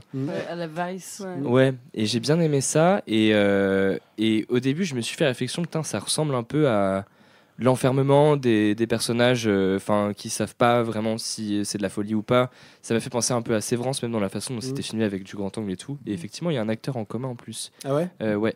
La série, tu parles? Ouais. Oui, ok. Et ouais, moi la caméra, et en tout cas je trouve que c'est un film qui propose une esthétique qui est en raccord total avec ce que ça te raconte. Et oui, le but c'est pas de faire ce qu'on dirait une belle image du tout. Le but c'est de faire quelque chose de raccord, quelque chose de dérangeant, quelque chose qui t'interpelle et qui te met encore plus mal à l'aise, toi, où tu sais pas où t'es, tu sais pas ce qu'on te montre. Et ouais, les courtes focales, là, à l'iPhone au début, même dans son entreprise, rien que là, il y a un malaise en fait, quoi. Ouais. C'est de fichage, corpo malaise. Toute cette première partie en fait est vraiment chouette. Moi, je trouve que c'est plutôt quand il y a le David Strain là, où je trouve que c'est un peu moins intéressant. Mais il y a toute une partie qui est très, très dérangeante. Je l'aime bien parce que ça amène parce qu'il crée en fait une rencontre entre ce gars et la protagoniste. il crée un échange, en fait, notamment quand elle est dans la cellule d'isolement et tout ça, et où en fait ils se disent des trucs, tu vois, où il y a un vrai dialogue, où il y a un vrai, où elle lui explique un truc, tu vois. Et je trouve que c'est des scènes qui sont pas souvent faites dans ce genre de film. Moi, je trouve pas qu'elle lui explique grand-chose. Mais... Bah, je sais pas. Moi, Parce qu'il a pas l'air de... Enfin, il est fou, donc... Oui, mais elle crée une confrontation. Ouais. Et oui, il crée une confrontation entre les... Et je sais pas, j'ai l'impression que c'est des scènes qu'on voit pas si souvent que ça dans un genre qui pourrait paraître fréquemment exploré au cinéma. Voilà, moi, c'est ça qui me plaît dans ce film et qui me plaît avec Soderbergh, en fait, d'une manière générale, c'est que... Mais donc toi, t'aimes bien le protagoniste du Stalker l'antagoniste. Bah, je trouve que moi, je suis surtout du côté de Claire Foy, tu vois, de Sawyer. Et ouais, toi, tu trouves que ce personnage est intéressant? Ouais, en vrai, je le trouve relativement bien écrit. Et je le trouve assez terrifiant, en vrai. Oui, il l'est. Mais moi, je trouve qu'il arrive vraiment comme un cheveu sur la soupe. Mais pourquoi pas? Mais c'est fait exprès, de toute façon. Enfin, c'est le moment où tu te dis, ah, mais en fait, peut-être que... Ouais, il y a vraiment... il y a un doute qui se crée, oui, ça c'est sûr. De toute façon, le film aurait duré 10 minutes sinon, en fait. Oui. Bah, c'est un peu ce que je lui reproche, tu vois. C'est que moi, je pense que Soderbergh, c'est quelqu'un d'assez habile dans les choses qu'il manie. Et en fait, l'histoire du Stalker n'est qu'un prétexte à deux choses. Parler du système hospitalier américain, comme tu le disais tout à l'heure, et où là, tu sens que c'est en fait ça qui l'intéresse. Et puis manier l'outil de l'iPhone et s'amuser avec ça, et créer une ambiance qu'il arrive quand même, où il est très fort là-dessus. Après, je suis d'accord avec toi, je trouve qu'il y a des faiblesses quand même sur l'histoire centrale, mais ça pour moi c'est un peu le cinéma de Soderbergh en général. Je trouve que souvent c'est un peu bancal sur plein de trucs, mais c'est pas inintéressant, tu vois. J'ai toujours du plaisir à regarder ces films, mais à chaque fois je me dis bon, je ressors en mode oui, bon, bah d'accord. Ça me transporte pas beaucoup, tu vois. Là où moi j'ai pris beaucoup de plaisir dans le film, là, c'est par rapport à son esthétique. J'étais très étonnée en regardant ça au début. Je me suis dit, oula, qu'est-ce que c'est ? Ça interpelle. Et en fait, il n'y a pas que l'image, il y a aussi le cadre qui est très étrange. C'est des cadres qui sont souvent au-dessus de sa tête. Et tu vois tout, en fait. Oui, qui sont très collés à sa joue. Tu sais, en amorce, il y a son visage, etc. Mais ça, j'imagine que c'est permis par le téléphone qui rapproche tout. Il y a un truc avec les yeux, en fait, c'est bizarre. Genre, normal... en fait, il y a la sensation que les yeux des personnages sont tout le temps au centre du cadre, alors que d'habitude, d'habitude, t'as un peu plus de place, en fait. Il est en 2/3 ou je sais pas quoi, 1/3 ou un truc comme ça, comme sur un visage. Comme sur un visage classique, c'est la composition de l'image classique. Et là, en fait, il y a pas ça. Donc ça crée un truc bizarre, genre vraiment où tu te sens pas très bien tout le temps. Tu vois, moi ça m'a marqué assez fort. J'aime beaucoup aussi le fait qu'il n'y ait pas beaucoup de musique. Ça, je trouve ça génial en fait d'arriver à faire un film comme ça. Et puis il y a une direction d'acteur qui est quand même forte aussi. Claire Foy, elle est vachement bien dedans. C'est un film d'actrice aussi, tu vois, de porter ça. Mais sur l'histoire, j'avoue que moi ça m'a un peu tu vois, ça m'a laissé un peu de marbre, quoi. Tu vois. Ça fait très film d'impro, moi, je trouve. Oui, il y a un truc, si on me disait c'est un film d'impro, je serais en mode waouh, bravo. En 48 heures ou un truc. Non, mais. Après, en soi, je suis pas sûr que ça lui prenne beaucoup plus de temps que ça. Je sais pas si c'est un film cher. Non, je pense pas. Tu sais, c'est un mec il autofinance. Il a une boîte et il finance tous ses films. Et je te dis, il a fait à peu près 35 films en 30 ans, tu vois. Mais vraiment, j'aime pas du tout. C'était pour dire un truc sur un film. Et puis il a fait Magic Mike. Oui. Il a fait Magic Mike, donc s'il veut faire des belles images, il sait les faire. Et là, c'est pas filmé à l'iPhone, mon pote. Là, je peux te dire que Channing, il est filmé de près. Le slip à Channing. C'est le sous-titre de Magic Mike. N'importe quoi. Non mais belle découverte, moi je connaissais pas du tout. Et j'ai eu peur d'être enfermée quand même après. Ouais, ça fait peur. Moi, quand je me suis retrouvée aux urgences avec mon rhume, je veux dire, j'étais en panique. Ça fait peur. Déjà, t'avais qu'à pas aller aux urgences avec ton rhume, j'ai envie de te dire. Je l'attendais cette phrase. Ce gros bâtard qui me disait oui, t'as sans doute le palu. Oui, c'est pas grave. Bon, enfin bref, on va pas revenir sur cette histoire. Mais ça, c'est la reco Thaïlande qui s'effondre. Ça a mal tourné, ouais. Thaïlande a mal évolué. La contre-reco, ouais. Ok, bon. Écoutez, vous êtes des haters. Non, j'ai beaucoup aimé. beaucoup aimé. C'est agréable de voir des choses qui te bousculent. Oui. En fait, je trouve. Bah oui. Steven. Arrêtez. On va passer au dernier film de la sélection de ce soir et c'est le film que Lola a sélectionné. C'est mon film. Ah, j'ai pas fait. Moi. J'ai été méga.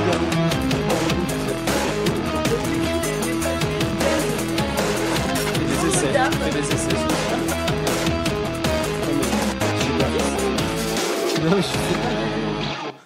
Et Lola, quel est ce film ? Oui, moi j'ai choisi Sick of Myself.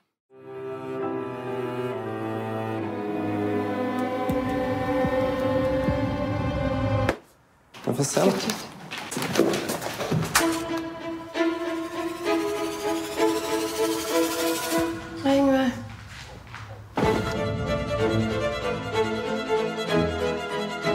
Det virker jo som at jeg den første I verden som har det. Jeg har fått sett litt på prøveresultatene dine.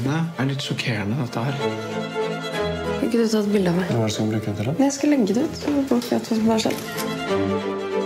Jeg ble ikke syk sånn uten videre. Det faktisk noe jeg har gjort med vilje. Spør folk le père, c'est son prof d'aïkido. Oh putain, pardon.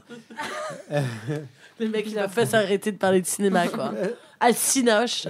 Ah ouais, tu vois, moi, la péloche, là. C'est sa vie, quoi. La péloche, je la bouffe. Le cinoche, c'est mon kiff. Ouais, c'est mon dada. Pas vrai, Mouchou ? Mais oui, tu te frottes contre le micro. Lola, donc, vas-y. Oui, alors, je suis un petit peu encombrée. Sick of Myself, de Christopher Borgli, sorti en 2022. Donc, c'est un film, si certains ont pu reconnaître la langue, c'est un film norvégien. Avec, je suis désolée pour les noms que je vais forcément écorcher, mais donc l'actrice principale, Christine Kudjat Torp. Kudjat. Christine Kudjat, c'est... Pardon. J'étais obligée de la faire. Qui joue donc Signe. Eric Saeter qui joue Thomas. J'ai noté Fanny Wager dans le rôle de Marthe, qui est assez importante. Et je vous ai juste mis Anders Danielsen-Lee, dont on avait parlé dans... La nuit a dévoré le monde, qui joue vite fait le rôle du médecin. Voilà. Ah ouais, il est là, d'accord. Je voulais qu'on le remarque. Parce que moi, je l'ai vu, j'étais en mode... il est aussi dans le Joachim Trier. Il est dans tous les films. Ouais, dans tous les films qui viennent du nord de la France. Est-ce qu'on devient spécialiste du cinéma norvégien ? Maybe. Ouais, je pense. Je pense, franchement. Je pense que vraiment, on est les spécialistes français. Bah, au moins, la référence. Donc de quoi ça parle ? Donc comme je disais, donc le personnage principal, Signe, travaille dans un café et sort avec Thomas, qui lui est un, je mets des guillemets, artiste contemporain avec vite fait un petit succès. Lui, c'est un connard et Signe, elle est visiblement en manque d'attention, avec un gros complexe d'infériorité. Elle ment tout le temps en essayant de se faire passer pour plus cool qu'elle ne l'est, sauf que Thomas l'humilie sans arrêt quand il voit qu'elle mitonne. Bref, un joli couple. Un couple très sain. Voilà. Du coup, Signe, elle tente à plusieurs reprises de voler la vedette à Thomas, mais ça ne dure jamais longtemps. Puis un jour, elle scrolle sur Insta et elle voit passer un article sur un médicament russe, le Lidexol. Lidexol. Ça existe vraiment, Thomas ? Je ne sais pas. Non, ça n'existe pas. Je pense pas. Qui causerait de graves effets secondaires, notamment des plaques bien purulentes sur la peau.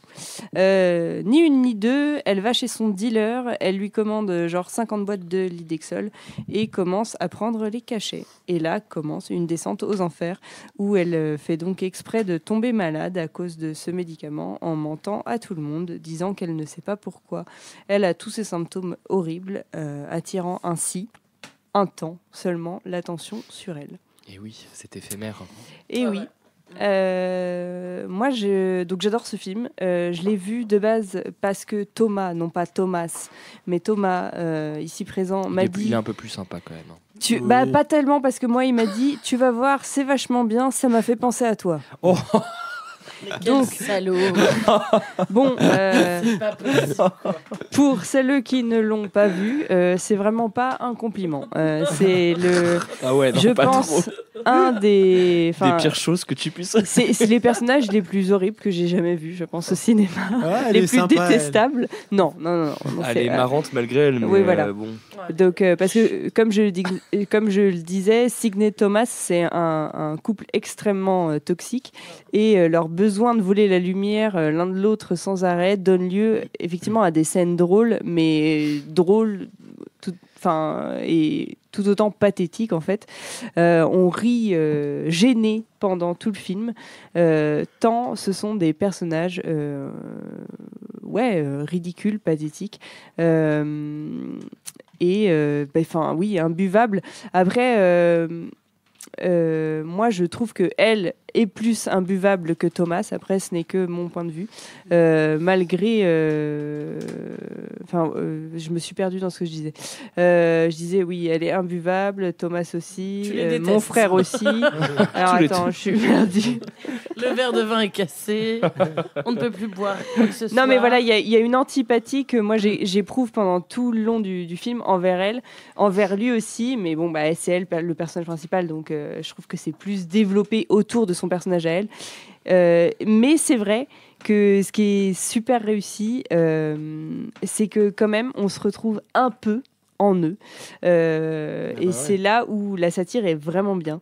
Parce que, évidemment, peu de personnes iraient aussi loin pour attirer l'attention, mais on a tous eu les boules à un repas comme ça, de pas être assez remarqué, que personne nous demande « Et toi, comment tu vas ? Qu'est-ce que tu fais ? Qu'est-ce que tu deviens ? Waouh, c'est super ce que tu deviens, c'est trop bien ce que tu fais. » Voilà. Donc voilà, Signe, c'est un personnage qui va au-delà de tout ce qu'on aurait pu imaginer faire quand on a eu ces moments un peu de... on s'est rendu compte de notre inconsistance en fait en tant qu'être humain. Donc voilà, on va suivre ces deux personnages qu'on aura envie de, moi que j'ai envie de baffer pendant tout le film, de matraquer. Avec et ce qui est très chouette, c'est c'est pour ça que le film rentre dans le podcast aussi bien, c'est que on a une bascule dans le body horror avec des prothèses et des maquillages qui sont vraiment super. Et voilà, moi je trouve que c'est un film très très malin sur l'égocentrisme dont on fait tous preuve à un moment pour finalement nous dire qu'on n'est vraiment pas grand chose et même plutôt rien en fait à l'échelle mondiale. Et voilà, donc il faut voir Sick of Myself, c'est un peu comme un miroir, c'est un peu comme se regarder dans un miroir grossissant ou déformant, et ça fait mal, ça pique, ça gratte, et un peu comme un gros furoncle purulent quoi. Moi vraiment ce film c'est ça. C'est un gros un grand frère relou par exemple. Ou un grand frère relou. Et voilà. Ouais, mais attends, c'est quand même bien. Mais moi j'adore. Moi j'adore, mais c'est juste, ce qui est rigolo, c'est que j'adore ce film alors que je déteste les personnages. Je déteste jusqu'au bout, et je suis contente qu'ils prennent cher. Et c'est quand même assez rigolo, tu vois, comme truc. Ouais, moi je me suis pris au jeu. Je crois qu'à la fin, je l'avais un peu en pitié, mais c'est une espèce de pitié un peu. Ouais, c'est pas sain, tu vois. Ouais. Ce que tu ressens vis-à-vis du personnage. T'as juste envie de dire arrête. Arrête. On t'a compris. Mais les deux, t'as envie de leur dire mais séparez-vous, faites quelque chose. Voilà. Mais elle est. Mais tu l'as très bien dit en fait. Ce qui est trop cool dans le film, c'est cette idée, mais qui correspond. C'est marrant, à un certain. Là, je vais faire du racisme ordinaire, mais qui correspond quand même à beaucoup de films qui viennent de vouloir le faire parce oui on est plus genre Drunk non mais dans voilà cette barque qui viennent de cette région du monde, parce que non mais il y a les idiots de Lars von Trier, voilà. Mais tu vois mais bien sûr, et ou même le récemment primé 2 fois Ruben Östlund, qui pousse la satire sociale jusque dans ses ultimes retranchements, qui vont prendre un trait chez quelqu'un, qui vont ramener quelque chose qui est souvent émane d'une certaine classe bourgeoise, ou en tout cas middle class, relativement aisée, et vont le tirer, mais jusqu'à un point qui devient abscon, et ça fait un film qui est gênant et drôle. Et je sais pas, moi j'aime beaucoup ce que Borgli fait. J'ai pas vu son deuxième film avec Nicolas Cage, la Dream Scenario, incroyable. Il paraît que c'est bien aussi. J'adore. Mais ouais, je kiffe. Et je trouve qu'en plus, il a hyper bien casté les persos, les acteurs et les actrices qui ressemblent vraiment à des petits bourges. Enfin, tu vois, des petits bobos. Il faut savoir que même les gens qui gravitent autour tout le monde est détestable dans ça. Et je trouve il les a tellement bien captés, tu vois. Enfin, moi, j'adore le film. Je le trouve vraiment important, tu vois. Enfin, je trouve que c'est un regard qui est très actuel sur le monde de Bourges dans lequel on peut évoluer, tu vois. Et moi, je sais pas, ça me fait un peu prendre du recul de temps en temps parce que j'estime faire partie d'une certaine classe presque bourgeoise, tu vois. Et je trouve que c'est des films qui sont importants pour te remettre à ta place, en fait, et pour te rappeler que, en fait, t'es de temps en temps un peu une merde sans t'en rendre compte. Et voilà. Donc on est très inconsistants. Elle le dit bien sûr. Bien sûr. Bien sûr, Thomas. Moi, grande bourgeoise. Ouais. Mais... un peu une merde. Oui. Un énorme trou. Redis-le. Mais donc voilà, tu disais, ça bouscule un peu. J'aime bien. Ouais, moi je suis monomaniaque, mais c'est le genre de catégorie. Tu viens du Cournot. Non, non, là ça va quand même. Ça suffit. Mais je l'ai pas trop ressenti avec celui-là parce que c'est pas les mêmes moyens, c'est pas peut-être aussi grandiloquent que The Square ou celui qui est sorti récemment. Le Triangle of Sadness. Ouais, fait un peu plus de mal. Et là où je voulais en venir, c'est que je suis monomaniaque parce que c'est généralement le genre de film qui me saoule un peu parce qu'il y en a vraiment beaucoup en fait en ce moment. Et désolé Thomas, peut-être que ça va te piquer du coup tout ce que tu viens de dire, mais je trouve que c'est un peu un quotient à avoir pour pas mal de gens de prendre un certain recul vis-à-vis de leur classe pour se dire non mais en fait ça va parce que j'ai du recul sur moi-même et de l'autodérision, tu vois. Et je l'ai pas trop ressenti avec celui-là pour le coup, je trouve. Permet de te dire je suis une bonne merde plus qu'avoir de l'autodérision. Tu vois, c'est vraiment moi c'est voilà. C'est un peu ça. Ça m'a fait penser un peu à Drunk en mode où si tu prends un comportement et tu le pousses à un extrême total aussi. Mais moi j'aime moins Drunk en tant que film. Enfin tu vois sur le plan de la forme et tout. Mais après j'aime moins. Et puis là c'est quand même génial j'en ai pas beaucoup parlé, mais cette jeune femme se défigure complètement. C'est une jeune femme qui, encore une fois, je l'ai pas dit, mais l'actrice et le personnage, c'est une jeune femme qui est assez belle. On lui dit plusieurs fois d'ailleurs. Voilà, c'est une blonde. Voilà, je sais pas, mais en tout cas, sa beauté revient dans plusieurs échanges qu'elle a avec des gens. Et même à sa première défiguration, on lui dit encore qu'elle est très belle. Mais ce truc-là est poussé vraiment. C'est un monstre à la fin. Enfin, il y a vraiment un truc. Oui. Et moi, je trouve ça hilarant, en fait. Enfin, vraiment. Puis vraiment, il y a un travail make-up qui est vraiment. J'admire les maquilleurs qui ont fait ça, et la SFX et tout. Vraiment, il y a un travail vraiment très impressionnant. Mais c'est vrai que moi, j'ai trouvé ça évidemment très drôle. J'ai beaucoup rigolé. Après, je me suis pas sentie très bousculée parce que c'est un narcissisme poussé à un extrême tellement haut que je me sens pas concernée. Pardon, sans doute. Excuse-nous d'être. Je n'ai pas. Pardon. Non, je me suis pas senti concerné directement, mais nous on se remet en question. Voilà la supériorité morale de Caramille, quoi. De Caramille. Non, mais c'est pas ça que je voulais dire. Moi, je me disais juste. Après, il y a des points communs. C'est vrai que. Mais c'est plus l'histoire c'est plus la classe. Je veux dire la classe qui est attaquée et dans ce genre de cinéma, qui est le cinéma un peu d'Osloon et tout ça, où il s'attaque systématiquement à ces classes bourgeoises. Le White Lotus. Voilà, qui l'éclatent. Alors White Lotus, c'est carrément caricatural et ça va taper dans la très haute bourgeoisie et tout. Mais là, c'est des gens qui évoluent dans des sphères relativement aisées. Elle travaille dans un café, mais dans le centre-ville d'une capitale, tu vois.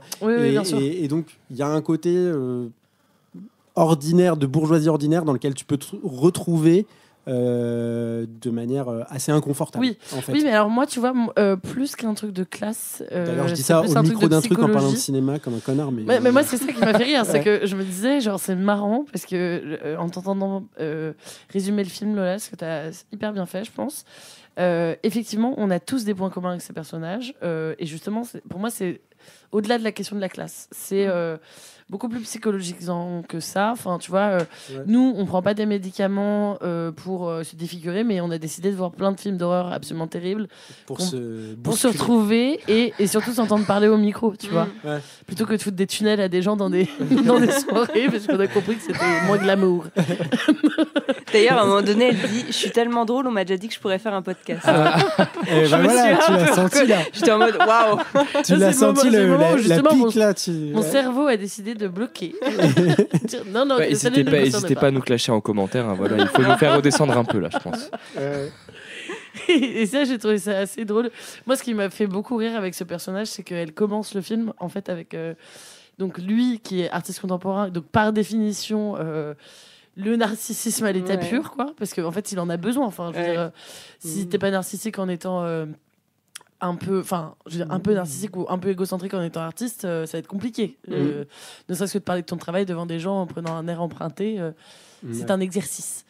Et juste elle commence le film en disant non mais moi je ne suis pas du tout narcissique parce que justement je suis avec un artiste et donc on peut pas tous les deux l'être. Et ça m'a fait beaucoup rire parce que évidemment elle est complètement folle et moi je connais des couples composés d'un artiste et d'un non narcissique non artiste à côté qui en fait est un peu narcissique. Je l'embrasse. Oh bah je sais pas si ça va être retourné l'embrassade là. Il sera ravi. Coucou. Parce que justement on sait qui tu es. Non mais bon, je trouvais ça rigolo cette espèce de... Il y a un truc que je trouve très très bien, c'est sa pote qui est journaliste. Ça c'est une grande réussite, ça m'a fait beaucoup rire aussi. La mise en scène de la maladie, c'est journaliste Combini là. Ah ouais, c'est trop bien ça. Ouais, mais ce personnage il est important aussi. Oui, de ouf. Et il est chouette. Le meilleur, c'est son ex là. Le dealer. Le dealer. Ah ouais. Il est incroyable. Mais moi, c'est la scène du dîner que j'ai préférée. Quand elle s'étouffe, qu'elle est allergique aux noix. C'est vraiment le malaise. Elle est prête à tout pour se faire remarquer et qu'en fait personne ne lui donne un pet d'attention alors qu'elle est en train de se taper la tête contre la table. Mais je connais des gens un peu comme ça. Et ça, visiblement il connaît moi parce qu'il m'a dit regarde-le. Donc. Sympa. Et je peux te dire que j'ai vu le film, j'étais en mode ok. J'avoue, la balle était gratuite. Ouais. J'ai dit à Brice, tu sais que Thomas m'a dit que je lui faisais penser. Non, mais c'était une petite balle. Et en même temps, Brice, l'artiste de la mixette. Ouais. Voilà. Ouais, c'est vrai en même temps, t'es narcissique et t'es avec un mec encore plus narcissique. Voilà. C'est Brice, quoi. Je pensais être à l'abri, là. T'es vraiment détestable. Ouais, retourne voler tes micros là, dans tes boutiques. Ouais. C'est absolument faux, évidemment. Oui. Un cafard. Bon, il prend trop cher. Je t'aime. Bon, et ben, voilà, sur ces apaisé, sur ce discours positif.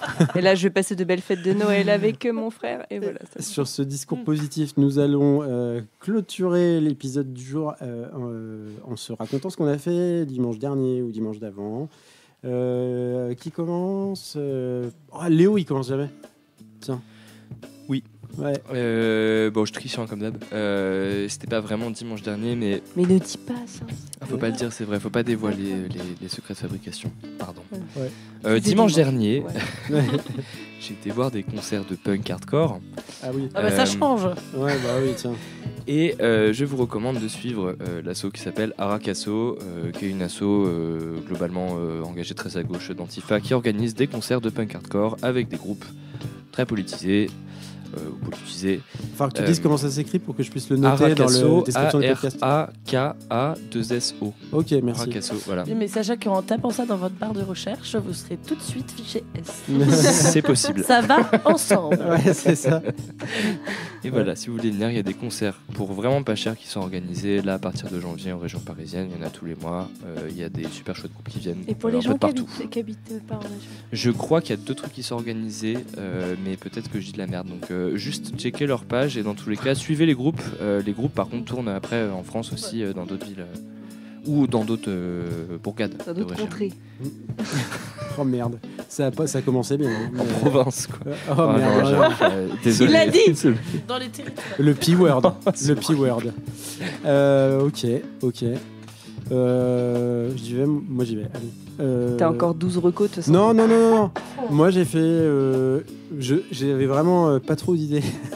Du coup, j'ai tapé Sick dans ma barre de recherche Spotify de mes trucs, de ma bibliothèque, pour voir si j'avais des trucs intéressants, des trucs que j'aimais bien. Bah ouais, parce que j'écoute surtout de la musique anglo-saxonne, donc j'ai tapé Malade, le thème de l'épisode du jour, mais en anglais. Ah mais c'est pas normal. Voilà. J'avais une hésitation avec les Sikhs, les Indiens, le mouvement hindou. Ah oui, non, bah non. Ah oui, les Sikhs, oui. Je suis pas aussi érudit, malheureusement. On peut plus blé.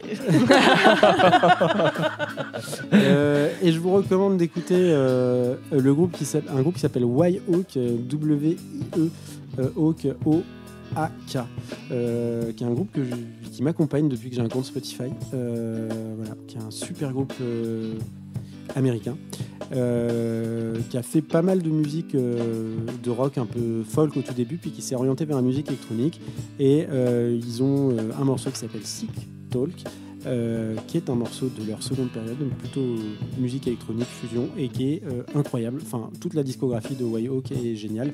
L'album est ressorti en 2024 avec des versions remixées de certains albums. C'est très très bien, c'est un duo. Et une autre chanson, Sick of You, d'un groupe de rock indé des années... Tu vois, j'avais dit qu'il avait 15 je sais pas... Il a fait tous les Sick qu'il va faire. Non, j'en fais que deux. Et des années 90, un morceau très simple, que moi j'aime beaucoup, et qui est surtout un des morceaux de la bande-son de Abre los Oros, de Alejandro Amenábar, qui est un cinéaste dont je reparlerai peut-être dans un épisode. Donc Sick of You, du groupe Onion, comme un oignon. Voilà, et puis sinon, allez mater la série La Messias. La Messias. Non, mais qu'on le cancel, ce Arte mec. TV, c'est vraiment trop bien. Brice, tu couperas. Voilà. Il a le droit à une reco et une et demie, allez, Lola.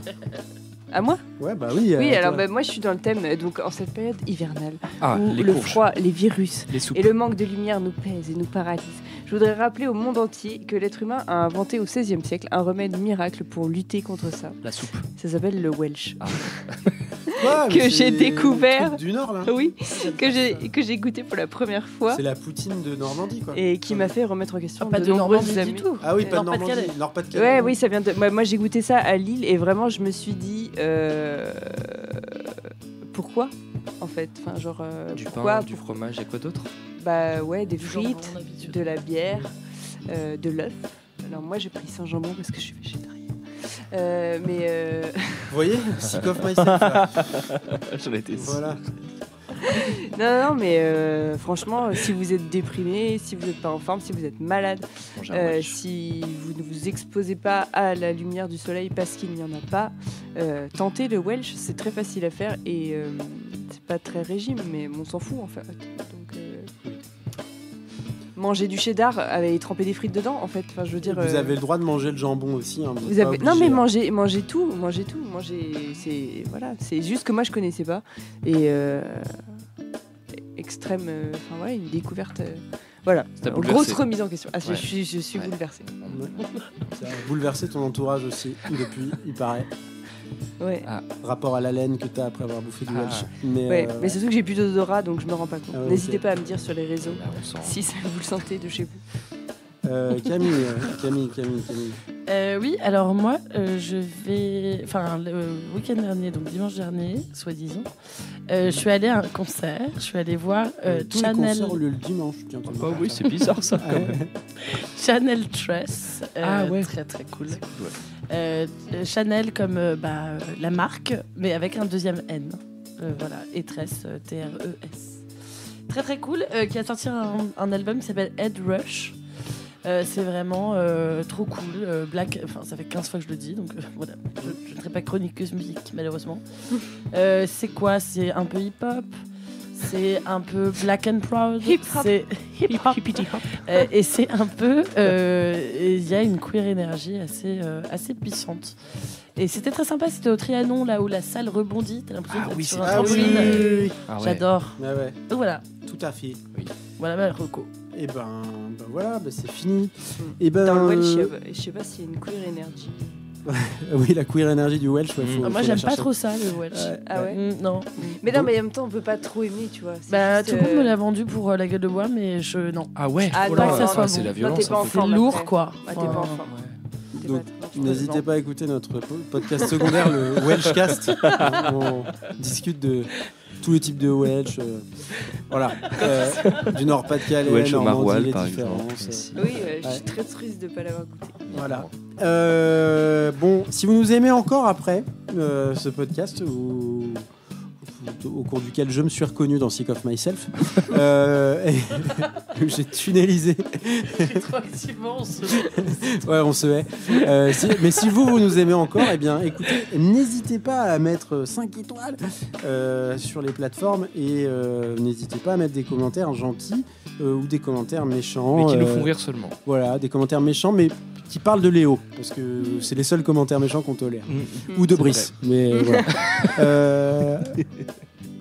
D'ailleurs, qui monopolise l'attention du podcast. Vous avez remarqué, on parle tout le temps de lui alors qu'il ne parle pas. Bon, enfin bref, voilà. Moi j'ai dit l'énergie toxique. Brice of himself, quoi. Ouais, Brice of myself. Ouais.